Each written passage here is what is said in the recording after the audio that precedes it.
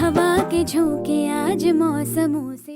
দেশের অন্যতম অভিনেত্রী জয়া আহসান, দুই বাংলাতেই তিনি সমানভাবে সমাদৃত। কাজ করেন বেছে বেছে। সম্প্রতি তিনি কাজ করেছেন বাগান বিলাস নামক একটি মিউজিক্যাল ফিল্মে। আগেই দিয়েছিলেন কাজের ইঙ্গিত, এবার জানালেন মুক্তির সময়। 25 জানুয়ারি জয়া তার ফেসবুক পেজে একটি স্ট্যাটাস দিয়েছেন। সেখানে তিনি লেখেন, 27 জানুয়ারি রাত 9টায় মুক্তি পাবে বাগান বিলাস। এটি পরিচালনা করেছেন সাদিয়া ইসলাম রোজা। 20 জানুয়ারি এই কাজের কথা জানিয়ে সঙ্গীত শিল্পী প্রীতম হাসান ও এলিটা করিমের সঙ্গে একটি ছবি পোস্ট করেছিলেন অভিনেত্রী। জানিয়েছিলেন তাদের সঙ্গে খুব রোমাঞ্চকর একটি কাজ করতে যাচ্ছেন।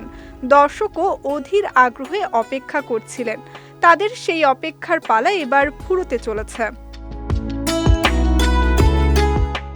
অন্যদিকে প্রীতম হাসান গানের পাশাপাশি ভালো অভিনয়ও করেন।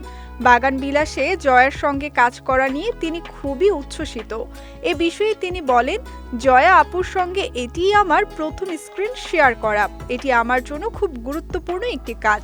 সঙ্গে এলিটা করিমও আছেন। আশা করি এটি দারুণ কিছু হবে। নির্মাতা সাদি ইসলাম রোজা বলেন, সামাজিক একটি সংকট এতে রয়েছে।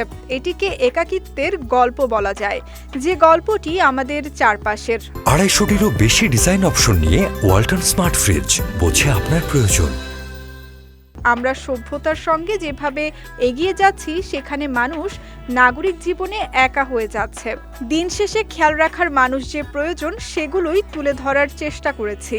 অভিনয়ের পাশাপাশি মিউজিক্যাল ফিল্মটিতে গানও করেছেন এলিটা করিম ও প্রীতম হাসান।